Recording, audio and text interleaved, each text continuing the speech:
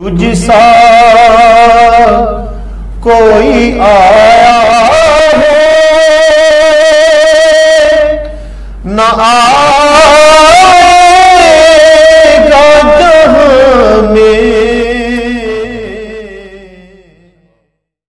بسم اللہ الرحمن الرحیم۔ السلام علیکم ناظرین، پروگرام مجھے ہے حکم اذاں میں میں ہوں آپ کا میزبان منیر حسین مصطفی، اور آپ دیکھ رہے ہیں ہمارا یوٹیوب چینل مصطفی ٹی وی 92۔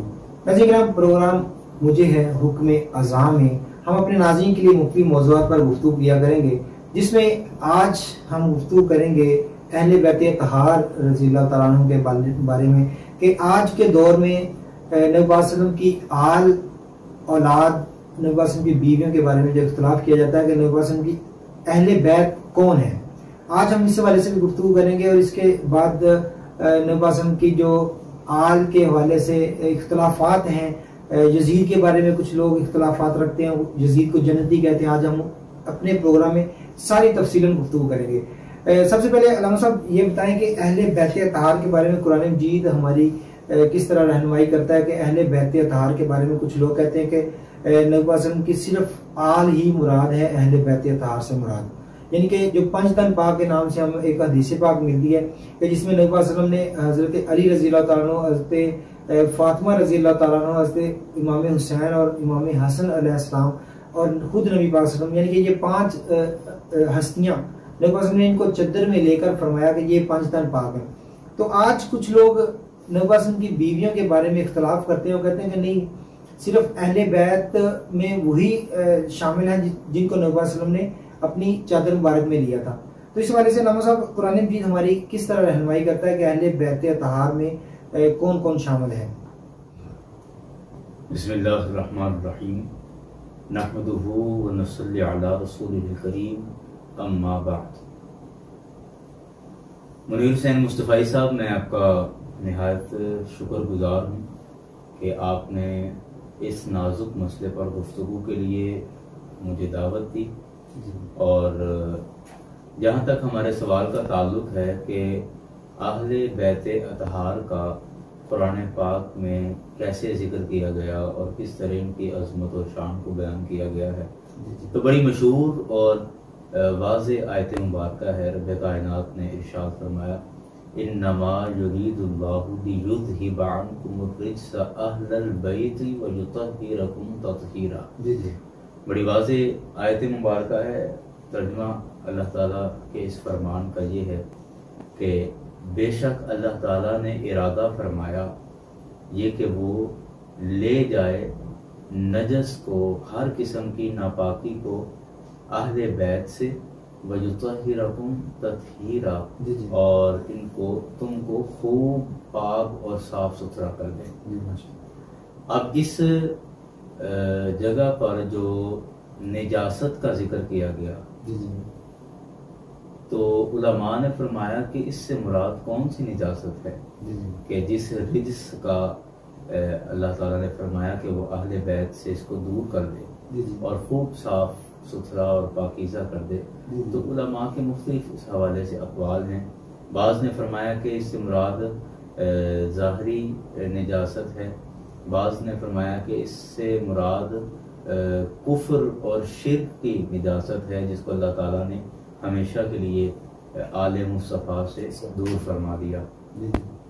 تو بہرکیف ساتھ جو لفظ ہیں وہ یطہرکم تطہیرا، اور تمہیں خوب اچھی طرح طہارت بخش دے اور پاکیزگی تمہیں عطا کر دے۔ تو اس کا معنی بھی واضح ہے۔ جہاں تک بات ہے کہ جو محل نزاع ہے کہ اہل بیت سے مراد کون ہیں جن کے بارے میں یہ بات کی گئی ہے، اس میں جو اختلاف آتا ہے یا جو اقوال آتے ہیں، یہاں جو گروپ بندی ہوتی ہے، اس پر دو موقف ہیں۔ بعض نے کہا کہ اس سے مراد سرکار کی صرف وہ اولاد پاک ہے جس کے بارے میں امام ترمذی نے حدیث نقل بھی فرمائی ہے۔ ابھی آپ نے پہلے اس کی طرف اشارہ بھی کیا کہ سرکار نے اپنی ردا مبارک میں، چادر مبارک میں لے کر کہا کہ اے اللہ یہ میرے اہل بیت ہیں۔ اور ایک موقف یہ ہے کہ اس میں سرکار علیہ السلام کی ازواج بھی شامل ہیں، اور جو اس حدیث پر عمل کرتے ہوئے جن کو سرکار علیہ الصلوۃ والسلام نے اپنی چادر مبارک میں لے کر اہل بیت کہا، اس موقف کو تسلیم کرنے والے وہ سرکار کی ازواج کا اہل بیت ہونا اس سے انکار کرتے ہیں۔ دیکھیں، سب سے پہلے میں دو طرح سے بات کروں گا۔ پہلی بات تو یہ جو قرآن پاک سے ہے کہ اہل کا لفظ قرآن پاک نے ازواج کے لیے، نبی کی بیوی کے لیے، نبی کی ازواج کے لیے قرآن پاک نے اہل کا لفظ اور بھی جگہ پر استعمال کیا، اور ہم سمجھتے ہیں، دیکھتے ہیں، اور عوام بھی انشاءاللہ اس سے واقف ہوں گے کہ قرآن پاک کی سب سے بہترین تفسیر وہ ہے جو قرآن کی ایک آیت کی تفسیر قرآن کی دوسری آیت کر دے۔ بالکل صحیح۔ یہ سب سے اتھینٹک تفسیر قرآن پاک کی سمجھی جاتی ہے، مانی جاتی ہے۔ تو اب یہاں پر اہل کا لفظ آیا، اہل البیت۔ اب اس کی وضاحت اور اس کی تفسیر ہم نے سب سے پہلے قرآن پاک میں دیکھنی ہے کہ قرآن پاک میں یہ اہل کا لفظ کن کن لوگوں کے لیے استعمال ہوا۔ ویسے تو اس کی ایک لمبی فہرست بنے گی کہ کہاں کہاں لفظ اہل استعمال ہوا، لیکن میں صرف اپنے موضوع کے حوالے سے یہ عرض کروں گا کہ اللہ تبارک و تعالی نے سرکار علیہ الصلوۃ والسلام کی زوجہ محترمہ ام المومنین سیدہ عائشہ صدیقہ رضی اللہ عنہا آپ کے لیے بھی اہل کا لفظ استعمال کیا۔ اسی طرح حضرت ابراہیم علیہ السلام کے حوالے سے بھی آتا ہے کہ آپ کی زوجہ حضرت سارہ رضی اللہ عنہا، ان کے لیے بھی اہل کا لفظ استعمال کیا گیا ہے قرآن پاک کے اندر۔ اب میں صرف رسول پاک صلی اللہ علیہ وسلم کی مثال دینا چاہوں گا۔ اللہ تبارک و تعالیٰ نے ارشاد فرمایا قرآن پاک میں، بسم اللہ الرحمن الرحیم، ارشاد فرمایا کہ وَإِذْ غَدَوْتَ مِنْ أَهْلِكَ تُبَوِّئُ الْمُؤْمِنِينَ، کہ جب اے حبیب صلی اللہ علیہ وسلم آپ نے صبح کی من اہلکا، اپنے اہل والوں کے ساتھ، اپنی بیوی کے ساتھ جب آپ نے صبح کی، یہ ایک خیر پورا ایک تفصیلی واقعہ، ایک اس کا شان نزول کیا تھا، یہ ایک الگ بحث ہے۔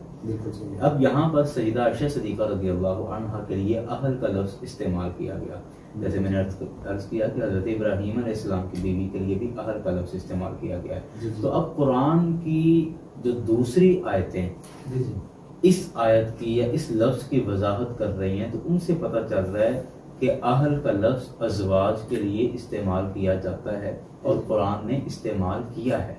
ایک بات۔ دوسری بات یہ میں عقلی طور پہ عرض کرنا چاہ رہا ہوں کہ ہمارے معاشرے کے اندر بھی اہل کا لفظ اپنی بیوی کے لیے بولا جاتا ہے۔ بالکل صحیح۔ مثال کے طور پہ آپ دیکھیں کہ اہل البیت یہ قرآن کا لفظ ہے، اور اہل بیت کا اگر آپ اردو میں ترجمہ کرتے ہیں، اس کا معنی اور مطلب نکالتے ہیں، تو اہل بیت کا مطلب ہے اہل خانہ، مطلب گھر والے۔ تو یہ گھر والے کا لفظ بیوی کے لیے ہمارے معاشرے کے اندر بھی استعمال کیا جاتا ہے۔ مثال کے طور پہ آپ کہیں اپنے بیوی کے ساتھ جا رہے ہوں اور کوئی صاحب بعد میں آپ سے کہے کہ آپ کہاں جا رہے تھے، میں آپ کو وہاں گلی میں جاتے دیکھا تھا، ہاں آپ کہیں گے کہ ہاں وہ میں ذرا اپنے گھر والوں کے ساتھ جاتا تھا۔ یا کئی دفعہ ہم کہتے ہیں کہ کوئی دوست سرے راہ اگر ہمیں ملے اور کہے کہ جی آ جائیں، تو میں کہتا ہوں نہیں ذرا میں یہ گھر والے آئے ہوئے ہیں تو میں ان کو لے کے جانا ہے مجھے۔ تو یعنی گھر والے کا جو لفظ ہے، گھر والوں کا، گھر والے کا، اہل خانہ، یہ لفظ ہمارے معاشرے کے اندر بھی مستعمل ہے کہ ہم اپنی بیوی بچوں کے لیے یہ لفظ بولتے ہیں۔ اب رہی بات یہ کہ جو رسول اکرم صلی اللہ علیہ وسلم نے جن کو خود شامل کیا، تو پھر ان کا کیا کریں گے؟ کیا ان کو نکالیں گے؟ نہیں، ایسا نہیں ہو سکتا۔ دیکھیں، ہم الحمدللہ قرآن اور حدیث کے مطابق اپنا عقیدہ بناتے ہیں، اور قرآن و حدیث کے مطابق ہی ہمارے عقائد ہیں اور انہیں پر ہم عمل کرتے ہیں۔ تو قرآن نے سب سے پہلے، آپ یوں کہہ لیجئے کہ قرآن پاک نے اہل البیت کے لفظ میں سرکار کی ازواج کو شامل کیا، ازواج کو قرآن پاک نے شامل کر دیا۔ اب رہی بات کہ سرکار علیہ الصلوۃ والسلام کی آل کا، سرکار کی صاحبزادی کا، حضرت مولا کائنات حضرت علی المرتضیٰ رضی اللہ عنہ اور امام حسن رضی اللہ عنہ، امام حسین رضی اللہ عنہ، ان کا کیا؟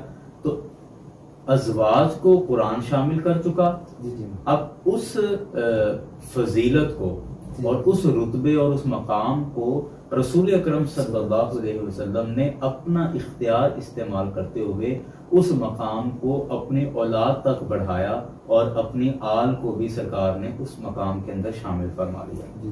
تو اب آپ اس میں یوں کہیں کہ رسول اکرم صلی اللہ علیہ وسلم نے جو حدیث شریف کے اندر جو آیا ہے، تو سرکار علیہ الصلوۃ والسلام نے وہ فضیلت جو قرآن پاک کے اندر ازواج کے لیے تھی، اس فضیلت کے اندر سرکار نے اپنی آل کو بھی شامل فرما لیا۔ اور ویسے بھی آپ یہ جو آیت مبارکہ ہے اہل البیت ویطہرہم تطہیرا، آپ یہ پورا رکوع پڑھ کے دیکھیں، اس میں سارا سرکار کی ازواج کا ہی ذکر آ رہا ہے، اور اس کا آیت کا بھی جو سیاق و سباق ہے وہ یہی بتا رہا ہے کہ اس میں سرکار کی ازواج کا ہی ذکر ہے۔ اور رہی بات کہ سرکار کی آل، تو سرکار کی آل کو سرکار نے خود شامل فرمایا۔ تو اب ہم یہ نتیجہ نکالیں گے کہ قرآن پاک میں یہ جو فضیلت بیان ہوئی اہل بیت کی، جس میں باقاعدہ لفظ بول کے فرمایا اہل البیت ویطہرہم تطہیرا، تو اس میں اہل بیت سے مراد سرکار کی ازواج مبارکہ بھی ہیں اور سرکار علیہ الصلوۃ والسلام کی آل پاک بھی ہے، اور یہ ساری نفوس قدسیہ، یہ ساری ہستیاں اس فضیلت کے اندر شامل ہیں۔ اور یہی وجہ ہے، آپ دیکھیں کہ جب یہ حدیث کے اندر بیان کیا جاتا ہے، جب یہ ترمذی شریف والی حدیث میں، کہ جب سرکار علیہ الصلوۃ والسلام نے ان 4 نفوس قدسیہ کو اپنی چادر مبارک میں لیا، اور اس وقت حضرت ام سلمہ رضی اللہ عنہا زوجۃ الرسول، زوجۃ النبی صلی اللہ علیہ وسلم، وہ وہاں کھڑی ہیں، اور آپ نے گزارش بھی کی کہ یا رسول اللہ صلی اللہ علیہ وسلم مجھے بھی آپ اس میں شامل فرما لیجئے، تو رسول پاک صلی اللہ علیہ وسلم نے فرمایا انت علی خیر وانت علی مکانک، یہ لفظ ہے امام ترمذی کے، فرمایا کہ تم تو پہلے سے ہی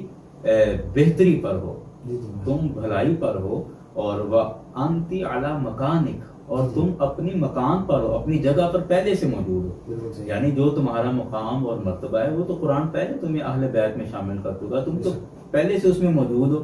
تو ان ہستیوں کو میں اپنے اختیار سے اس فضیلت میں شامل کر رہا ہوں، تو لہٰذا اہل بیت سے مراد آپ قرآن پاک کے مفہوم کو مقید نہ کریں، بلکہ قرآن پاک کا مفہوم مطلق ہے تو اس کو مطلق رکھیں، اور اہل بیت میں سرکار کی ازواج بھی اور سرکار کی آل بھی شامل ہے۔ بیوی کے بغیر تو گھر نہیں ہوتا، تو ایسے کیسے ہو سکتا ہے کہ آپ بیوی نکال کے اور بچوں سے کہیں کہ یہ میرا گھر ہے؟ ایسا نہیں ہوتا، ہمارے موجودہ معاشرے میں بھی ایسا نہیں ہوتا، اس لیے اہل بیت کے اندر سرکار کی ازواج اور سرکار کی آل دونوں شامل ہیں۔ بالکل صحیح ہے۔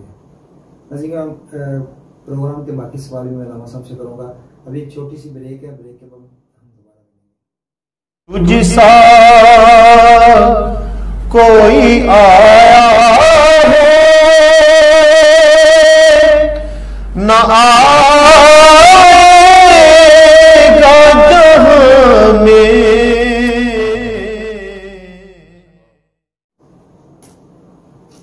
ویلکم بیک ناظرین، بریک سے پہلے ہم گفتگو کر رہے تھے کہ حضرت امام حسین علیہ السلام اور حضرت امام حسن علیہ السلام اور نبی پاک کی ازواج کے حوالے سے جو اختلافات آ رہے ہیں ہمارے معاشرے کے اندر، کہ کچھ لوگ کہتے ہیں کہ اہل بیت نبی پاک وسلم کی آل ہے، بیویوں کے حوالے سے وہ انکار کرتے ہیں، تو اس حوالے سے علامہ صاحب ہمیں بتا رہے تھے۔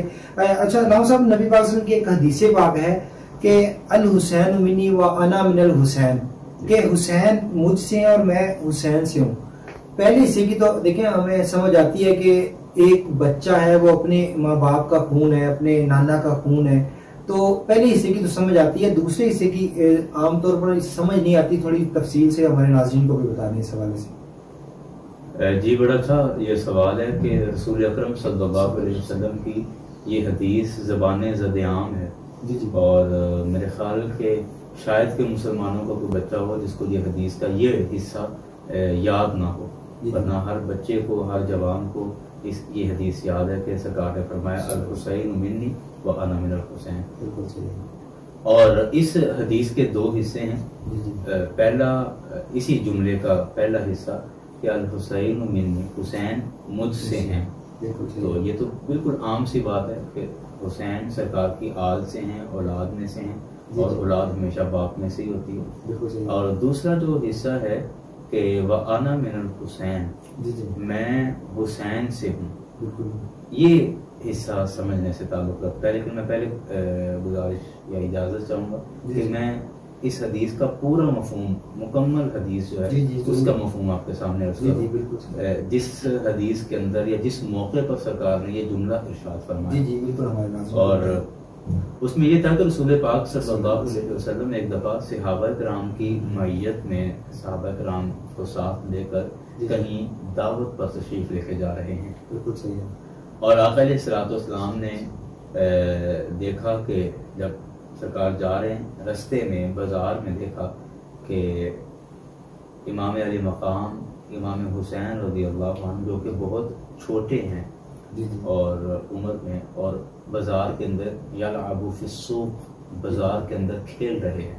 بالکل صحیح ہے. اور رسول پاک صلی اللہ علیہ وسلم نے جیسے ہی شہزادہ بطول کو گلی میں کھیلتے دیکھا تو رسول پاک صلی اللہ علیہ وسلم نے صحابہ کرام کو اشارہ کیا کہ ذرا ٹھہرو، اور ان سے آگے بڑھ کے امام علی مقام امام حسین کے پاس آ گئے. اور حدیث جس قدر خوبصورت ہے کہ امام علی مقام امام حسین کھیل رہے ہیں، سرکار علیہ السلام پاس تشریف لائے، میرے آقا نے اپنے دونوں گھٹنے زمین پہ رکھ کے اور یوں گھٹنوں کے بل کھڑے ہو کر بیچ بازار میں میرے آقا نے دونوں اپنے ہاتھ پھیلا دیے.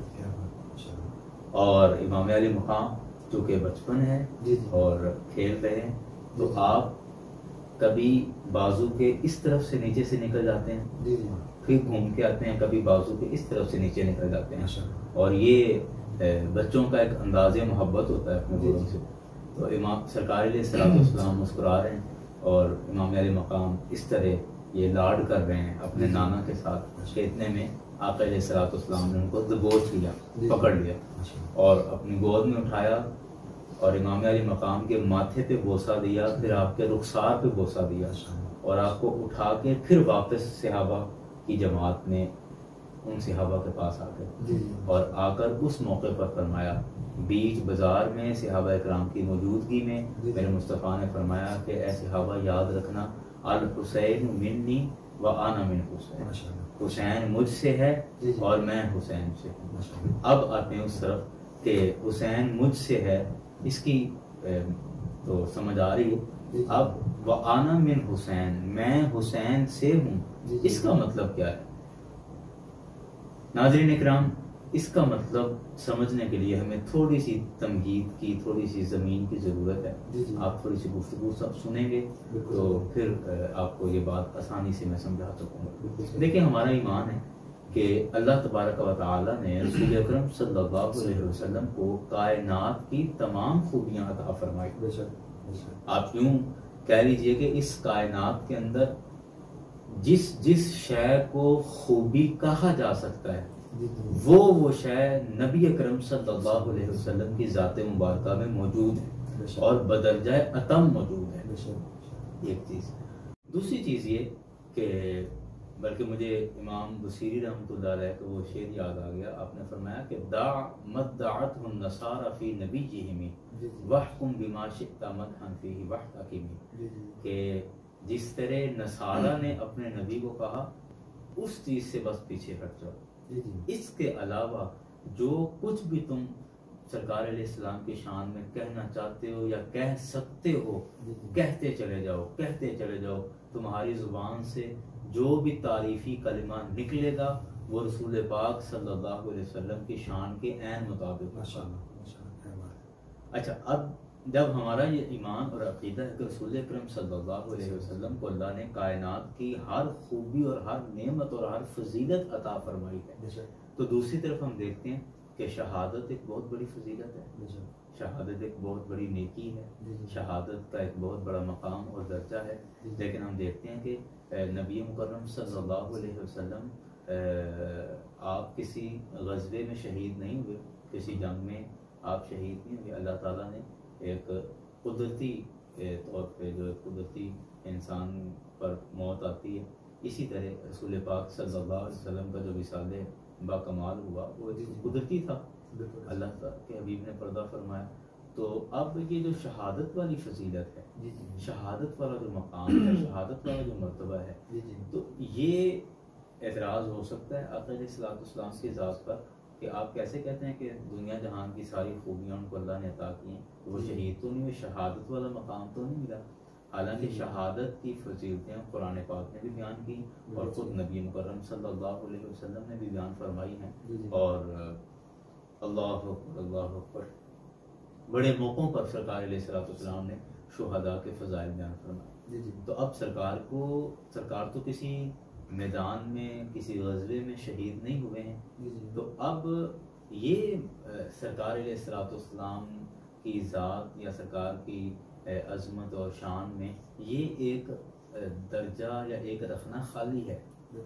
اب دوسری طرف دیکھیں، قرآن پاک میں اللہ تبارک و تعالیٰ نے ارشاد فرمایا واللہ یعصمک عن الناس، کہ اللہ تعالیٰ اے حبیب صلی اللہ علیہ وسلم، اللہ تعالیٰ آپ کو لوگوں سے محفوظ رکھے گا، مطلب لوگ آپ کا کوئی جانی نقصان نہیں کر سکیں گے، اس سے اللہ تعالیٰ آپ کی حفاظت فرمائے گا۔ اب ایک طرف یہ وعدہ ہے اور دوسری طرف اگر سرکار میدان جنگ میں شہادت کا درجہ حاصل کرتے ہیں یا کسی غزوے میں شہید ہوتے ہیں تو پھر اللہ تعالیٰ کا یہ وعدہ، یہ اللہ کا فرمان کہ اللہ آپ کے لوگوں سے حفاظت فرمائے گا، تو یہ آڑے آتا ہے۔ اور اللہ تعالیٰ نے اپنے اس فرمان کو بھی پورا کیا اور رسول اکرم صلی اللہ علیہ وسلم کی اس عظمت اور شان کی لاد بھی رکھی۔ وہ کس طرح کہ رسول پاک صلی اللہ علیہ وسلم نے یہ پہلے سے بشارت دے دی، یہ پیشین گوئی کر دی تھی کہ میری ذات میں، میری زندگی میں اللہ نے جو مجھے کمالات عطا کیے ہیں اور دنیا جہان کی ہر خوبی اور نعمت عطا فرمائی ہے، لیکن ایک شہادت والا مقام اور شہادت والا درجہ ایسا ہے کہ جو میری اس ظاہری زندگی کے اندر نہیں ہو سکتا، کیونکہ اللہ تعالیٰ کا مجھ سے وعدہ ہے۔ تو اب میرا یہ جو درجہ اور مقام جو خالی ہے، یہ اللہ تعالیٰ میرے نواسے امام حسین علیہ السلام کے ذریعے اللہ تعالیٰ میری عظمت اور میری فضیلت کے اس درجے کو پورا فرمائے گا۔ تو اس وجہ سے فرمایا وَأَنَا مِنْ حسین، کہ میں حسین سے ہوں، کہ حسین کی بدولت اللہ تعالیٰ مجھے شہادت کا مقام اور مرتبہ عطا فرمائے گا، درجہ عطا فرمائے گا، اور میری سیرت کے اندر اور میری زندگی کے اندر یہ جو ایک درجہ بظاہر رہ گیا ہے وہ میرے اس نواسے کے ذریعے اللہ تعالیٰ مجھے عطا کرنے والا ہے۔ تو اس وجہ سے فرمایا وَأَنَا مِنْ حسین، کہ میں حسین سے ہوں، کہ اس کی وجہ سے میری سیرت مکمل اور اکمل ہونے والی ہے۔ اچھا رام صاحب یہ بتائیں کہ جس طرح یزید نے امام حسین علیہ السلام کو شہید کروا دیا، آج کچھ لوگ یزید کی حمایت میں کہتے ہیں کہ یزید جنتی ہے، توبہ استغفر اللہ، وہ اس طرح کے الفاظ بولتے ہیں، وہ کہتے ہیں کہ یہ جو جنگ تھی یہ دو شہزادوں کی جنگ تھی، اور اس والے سے ایک حدیث کا بھی وہ سہارا لیتے ہیں، وہ کہتے ہیں کہ جو نبی صلی اللہ علیہ وسلم نے فرمایا تھا کہ قسطنطنیہ پر جو پہلا لشکر حملہ کرے گا تو اس میں جتنے بھی مجاہدین شرکت کریں گے وہ سارے جنتی ہوں گے۔ تو وہ کہتے ہیں کہ یزید نے بھی قسطنطنیہ پر جب حملہ کیا گیا تو یزید بھی ان میں شامل تھا، اس حوالے سے ذرا رہنمائی فرما دیں۔ مصطفی صاحب یہ سوال اتنا تفصیل طلب ہے کہ اگر باقاعدہ حوالہ جات کے ساتھ اور باقاعدہ احادیث کھول کے دیکھ کے پڑھ کے پھر بات کی جائے تو اس کا لطف اور اس کی تسلی تو تبھی ہوگی، لیکن ہمارے پاس چونکہ وقت پروگرام کا بڑا محدود ہوتا ہے، اس لیے میں ایک اس جواب کا خلاصہ عرض کر دیتا ہوں۔ اگر ہمارے ناظرین میں سے کسی دوست کو اس کی تسلی چاہیے، اس کی تشفی چاہیے، مزید اس کی وضاحت چاہیے تو اس کے لیے میں حاضر ہوں، بعد میں بھی بات کی جا سکتی ہے۔ دیکھیں یہ حدیث بالکل درست ہے، امام بخاری نے اس کو نقل فرمایا ہے، اور لیکن اس حدیث کے اندر تھوڑا سا تاریخی مسئلہ ہے۔ تاریخی مسئلہ کیا ہے کہ یہ حدیث ہے جس میں سرکار علیہ الصلوۃ والسلام نے فرمایا کہ جو سب سے پہلا لشکر قسطنطنیہ پر حملہ کرے گا اس میں جتنے لوگ بھی شریک ہوں گے وہ سارے جنتی ہیں۔ میرے مصطفیٰ علیہ السلام کا فرمان بالکل درست ہے، لیکن اس میں امام بخاری نے جو روایت نقل کی اس میں جو سب سے پہلا لفظ آتا ہے وہ آتا ہے اول جیش، کہ جو سب سے پہلا لشکر جی جی حملہ کرے گا، جو سب سے پہلا لشکر حملہ کرے گا، بالکل صحیح، اس کے سارے شرکاء جنتی ہیں. بالکل صحیح. اور آپ تاریخ میں دیکھیں تو تاریخ کی کتابوں میں آپ دیکھیں، اور علماء نے اس پہ پہلے اس پہ بڑی ابحاث ہو چکی ہیں، علماء نے اس پہ کافی لکھا ہے اور اس کے دو جواب ہیں. بالکل صحیح. آپ تاریخ میں دیکھیں کہ تاریخ یہ بتاتی ہے کہ یزید نے جس لشکر میں شرکت کی جو کہ قسطنطنیہ پر حملہ آور ہونے والا تھا، جی جی تو وہ لشکر پہلا لشکر نہیں تھا. جی جی تاریخ یہ بتاتی ہے کہ وہ 5واں لشکر تھا جس میں یزید شریک ہوا ہے. اچھا. اور جو پہلا لشکر تھا یہ رسول پاک صلی اللہ علیہ وسلم کی غالباً حیات طیبہ میں ہی یہ روانہ ہوا ہے. بالکل صحیح. اور اس وجہ سے جب یہ پہلا لشکر قسطنطنیہ پہ حملہ کر رہا تھا اس وقت تو یزید پیدا بھی نہیں ہوا تھا. بالکل صحیح. تو اس حدیث کا سہارا لے کے آپ کیسے یزید کی حمایت کر سکتے ہیں، ایک چیز.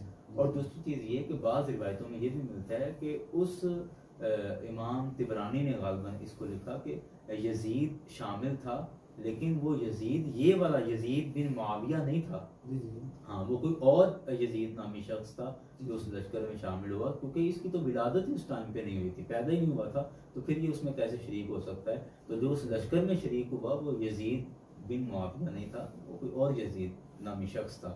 اب رہی بات یہ کہ یزید کب گیا، تو یزید 5ویں لشکر کے اندر جب 5ویں دفعہ قسطنطنیہ پہ حملہ کیا مسلمانوں نے، اس وقت یزید شامل تھا. اور یہ بھی بڑی دلچسپ بات ہے کہ اس وقت بھی یہ آج خود نہیں گرا تھا، بلکہ حضرت امیر معاویہ رضی اللہ عنہ نے ان کو سزا کے طور پہ بھیجا تھا. اچھا. پہلے ان کو بھیجا کہ آپ جائیں اور یہ لشکر کی تیاری کریں اور آپ کی سربراہی میں لشکر جائے گا. تو یہ جناب وہاں سے بھاگ گئے اور اپنی کسی محبوبہ یا معشوقہ کے ساتھ یہ جا کے اپنے موج مستی کر رہے تھے. اور پھر باقاعدہ ان کے پیچھے سپاہی بھیجے گئے اور ان کو پکڑ کے لائے اور پکڑ کے لا کے پھر بطور سزا کے کہا کہ اب تم لازمی اس لشکر کے اندر جاؤ. یہ تو جا ہی نہیں رہا تھا اس لشکر کے اندر، تو پھر یہ سرکار کی بشارتوں کا کیسے مستحق ہو سکتا ہے.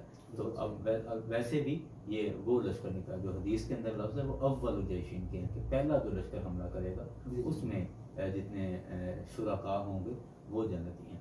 اور ویسے بھی مصطفیٰ مجھے نہیں سمجھ آتی کہ آج اتنے سالوں کے بعد یہ کیا بن پڑی ہے کہ یزید کے حمایتی عجیب عجیب طریقوں سے اپنی بلوں سے نکلتے ہیں اور عجیب قسم کی بکواسیات کر کے اور پھر واپس اپنی بلوں میں گھس جاتے ہیں.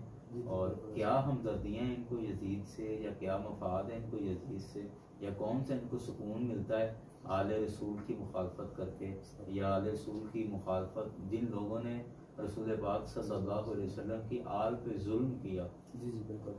سرکار کی آل کے ساتھ جنہوں نے یہ زیادتیاں کی اور یہ ظلم اور بربریت کا بازار گرم کیا، وہ تو پڑھیں تو آنکھیں نم ہو جاتی ہیں. تو اس آدمی سے اور اس لعنتی شخص سے ہمیں آج کیا حمایت ہو سکتی ہے؟ تو وہ ہم سرکار کی آل کے مقابلے میں اس کو کیسے ترجیح دے رہے ہیں؟ تو کچھ عقل سے اگر کام لے تو میرے خیال پھر بھی نہیں بنتا. بہرحال اللہ تعالیٰ عقل سلیم دے اور اللہ تعالیٰ ہدایت عطا فرمائے. شاید ہم اپنے خون کی علامتیں ظاہر کر رہے ہیں کہ میں اس نسل کا ہوں، دیکھ لو. تو اللہ تعالیٰ ہدایت دے ہمیں ایسی اچھوتی اور ایسی گھنونی حرکتوں سے ہمیں پرہیز کرنا چاہیے. بالکل صحیح. جی ناظرین، یہ تھا ہمارا آج کا پروگرام جس میں علامہ صاحب نے ہمیں اہل بیت اطہار رضی اللہ تعالیٰ عنہ کے بارے میں بتایا. جس طرح آج اختلافات چلے آ رہے ہیں کہ جس طرح ہم نے پروگرام میں ڈسکس کیا ہے کہ میں خلاصہ آپ کے سامنے عرض کر دیتا ہوں کہ اہل بیت میں شامل کون ہے. یہ علامہ صاحب نے بتایا کہ نبی پاک صلی اللہ علیہ وسلم کی آل بھی شامل ہے اور نبی پاک صلی اللہ علیہ وسلم کی بیویاں بھی شامل ہیں. چونکہ یہ ایک اختلافی مسئلہ تھا، وہ علامہ صاحب نے ہمیں اس حوالے سے کلیئر کیا. قرآن مجید کی نص سے علامہ صاحب نے ہمیں بتایا. اس کے بعد جو علامہ صاحب نے ہمیں حضرت امام حسین علیہ السلام کے حوالے سے کہ الحسین منی و انا من الحسین کی بہت پیاری تفسیر علامہ صاحب نے بہت پیاری حدیث سنائی اور مکمل حدیث سنائی.